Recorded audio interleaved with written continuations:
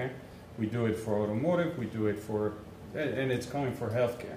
You know, you have the same security standards as for the airports and all that thing. I don't think we have to invent the total solution. I have to say, me as a consumer, I would be thrilled not to know all the data, how long I'm going to live or something. Just save me the time to be sitting at the physician waiting for something. That would be already for me a win-win situation. Or, you know, that I can, through telemedicine, I can avoid and maybe sending my mother that has to stay at home, sending to the hospital.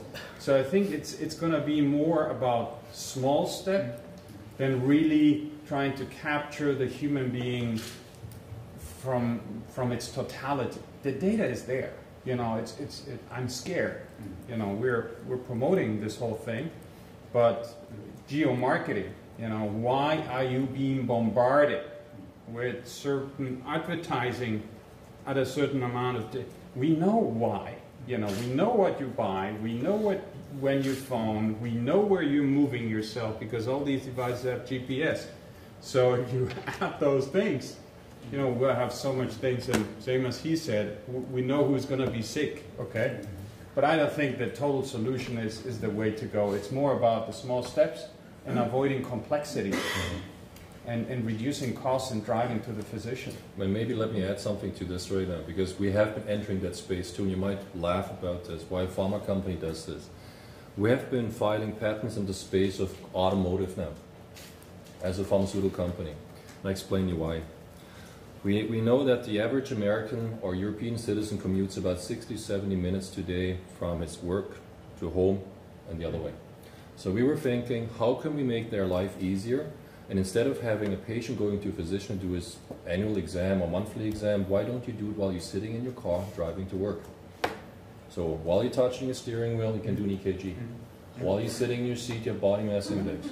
You put a camera in front of you and you do cognitive reckon. You can do a lot of things while you drive to work because a car becomes more and more now a diagnostic platform.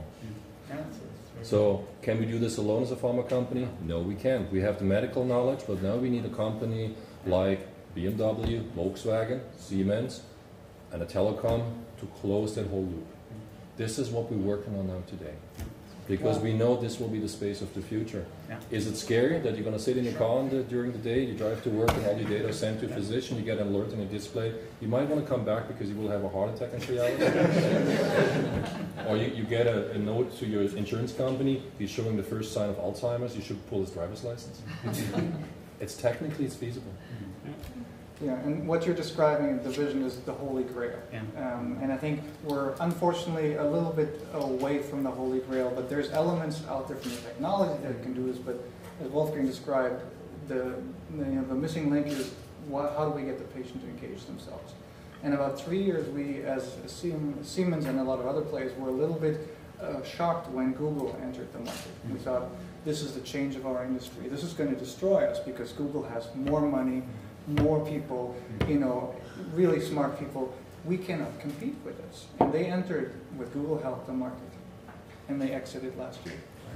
Yeah, that's the privacy side, right? I think, which is one of the reasons, right? It's not only the privacy side. Well, they deal with the same rules as everyone else. And I said they have smart people. So why couldn't they at least figure it out the way that we did, and not potentially, for at least